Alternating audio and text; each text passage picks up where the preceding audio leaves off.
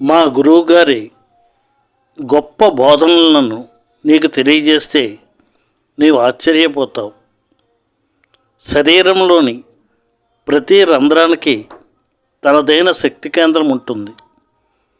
దానికదే ఒక ఖండమంత విశాలమైనది. విశ్వంలోని గ్రహాల వ్యవస్థలో ఉన్నవన్నీ కూడా అక్కడ ఉంటాయి. అవన్నీ తమ తమ పూర్తి చేతనా స్థితికి రావాలి.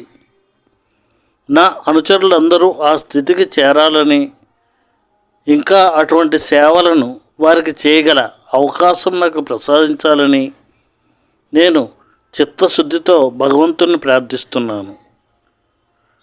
నా గురువు గారికి కేవలం అది క్షణకాల పని, కానీ అటువంటి శక్తిని ఒక్కచూపులోనే గ్రహించడానికి ఎవరు సిద్ధంగా ఉన్నారు?